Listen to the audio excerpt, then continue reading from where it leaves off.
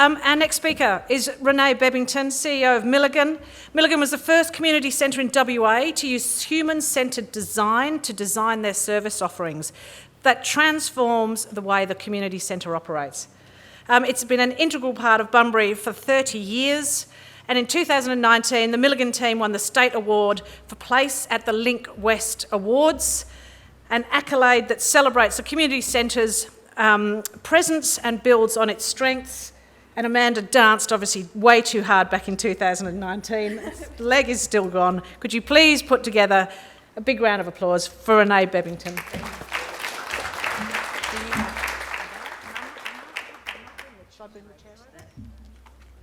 very good at doing this. There you go. How's that? Perfect, thank you. Hi everyone. You have to excuse my awkwardness. Thank you. Thanks, Amanda, because that was actually perfect to lead on to what we're talking about, what I wanted to talk about on behalf of the Milligan team over here, my posse. If you've got any questions, catch them after this. I was going to talk a lot more about human-centred design, and then I realised that I was being very, very unrealistic in a very short amount of time. So what I'm going to do is I'm going to present to you some of the projects that we're particularly proud of that really draw on the strengths of the community of Bunbury and the Greater Bunbury area, and that the community are really proud of. So, 15 minutes. Who am I? I'm not an expert in this. We at Milligan believe we're storytellers, just like you guys. So when we take the great honour of working with people and communities, we naturally become the custodians of the stories that are shared with us. Today I'm going to tell you a story about a transformative journey that our community centre took us on. I'm only going to lightly touch on the design process behind it, but like I said, catch the team later if you want. They love a chat. I'm going to try and cram a fair bit in. So here we go. So Milligan is a small place-based community centre here in Bunbury, out in Kerry Park. We've always existed for the purpose of reducing the negative impacts of social isolation. For over 30 years, our organisation delivered traditional community centre type programs, things like playgroups, adult learning, self-help programs, etc. And in the more recent years, Amy over here will know, we had quite a comprehensive adult learning and community education program. It was exhaustive and required lots of resourcing, and in the end we saw quite low impact from that project. We all worked in separate offices, often behind closed doors to get work done. We had a receptionist with a big tall reception desk that kept the public and the children out. We spent a lot of time hunting for grants and squishing programs into those frameworks of those grants. And it was more about the funders' needs than it was about what the community needed. We just did things that made ends meet. So now Milligan still has the same purpose, but through the design process, we have turned our traditional service into a focus on community engagement activities, activating the strengths of our community through shared experiences of joy or collective action. Activities are generally designed to be very lean, requiring minimal resourcing, staff, money, and returning high social impact. We create clever reciprocal partnerships to build value to the activities we deliver. We measure our impact by mixing data with narrative. We seek to hear stories from those who are often voiceless. We turn our reception area into a community lounge room. We literally one afternoon decided to get rid of our reception desk, so we knocked it down and we had to call Emma's partner to come and fix our mess. We work in highly collaborative workspaces and incorporate co-location organisations within our community. We embrace tech in our communication and marketing now. I guess you can say we've changed.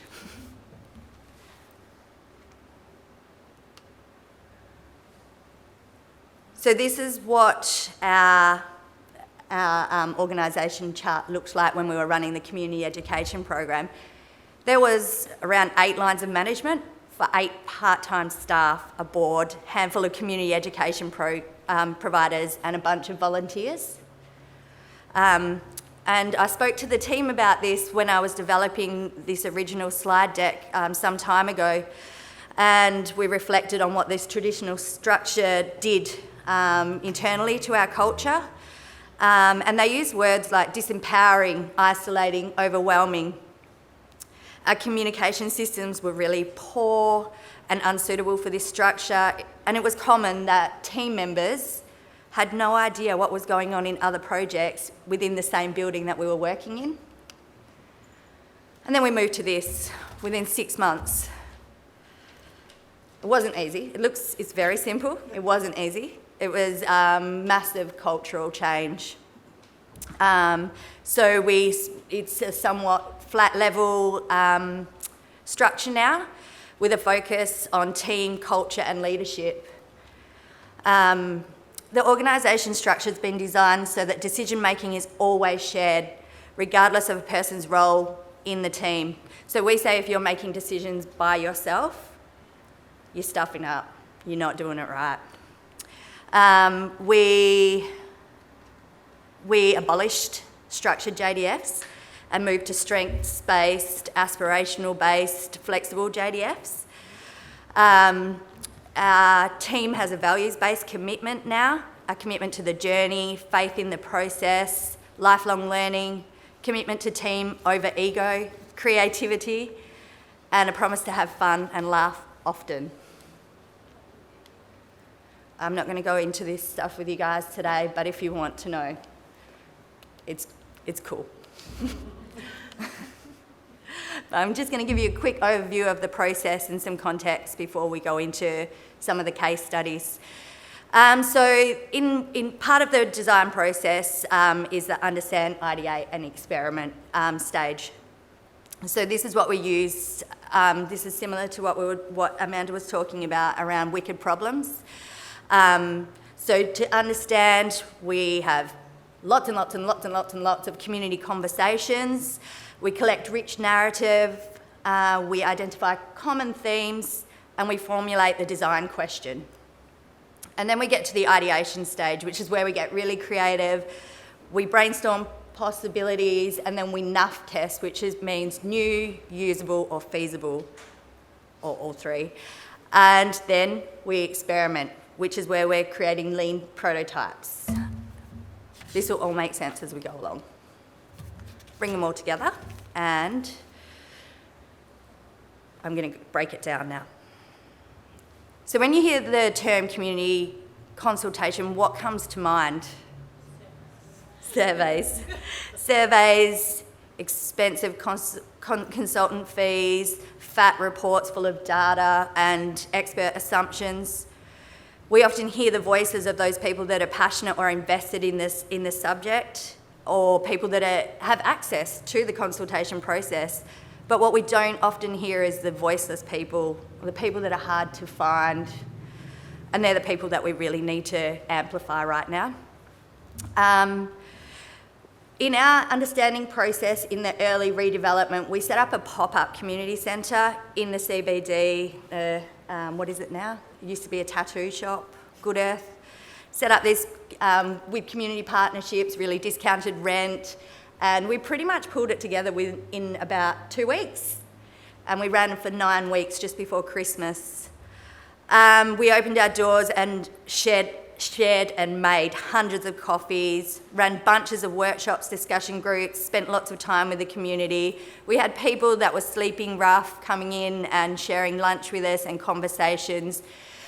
We had a guy that would come in every day and make coffee for anyone that walked in the door. It just had this great feel about it. We spoke to young parents, new migrants, retirees, community leaders, and the aim was to better understand the real desires of our community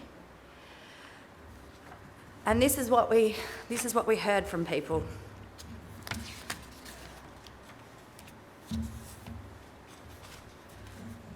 So we recorded all of the data, and then we pulled out the common themes. We heard consistently across our entire community that people were lonely and they were disconnected. I'm just going to bring all those up. They were feeling disconnected, that people were feeling like there was no common place for them to come together, that there was no secular space for people to grow in their communities, and that there was no space to feel included or a sense of belonging. We heard stories of both physical and mental health downturn due to loss of connection or support for the community, and that there was too many services and not enough impact happening at the core, this idea of fatigue around service accessing.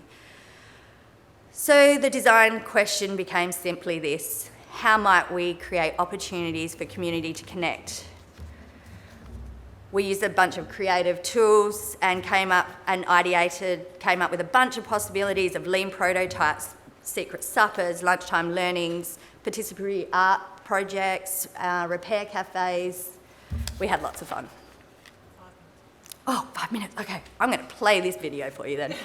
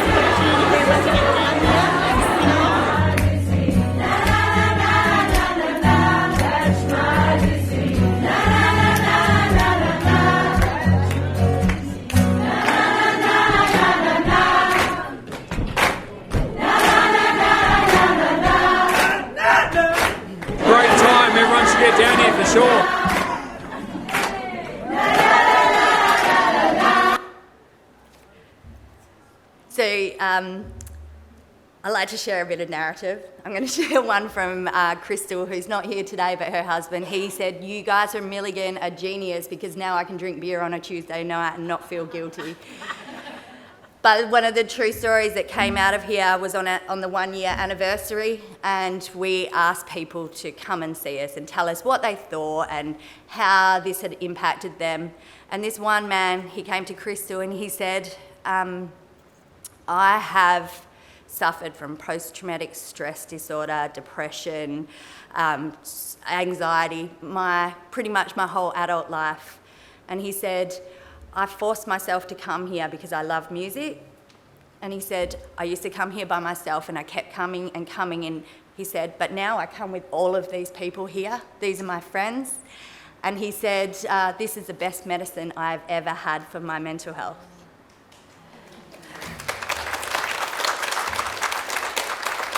Now, I'm not going to show you this video because I don't think we have time, so I'm going to go to the next one, which this is created by the community for the community as part of a fringe partnership. Keep going. So this is Humankind.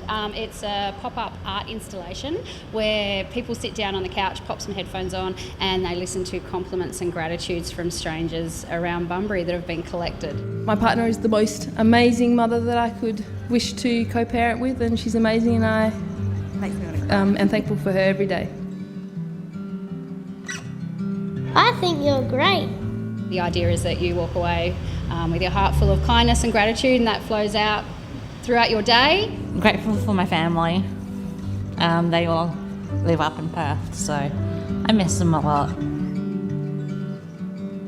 I am very much in love with the two beautiful children that make me who I am and give me more love than anybody else can. The impact that it's having on people after they've listened for the 10 minutes has been incredible, more than we ever imagined what it was going to be. People are just Positive, emotional, really quiet.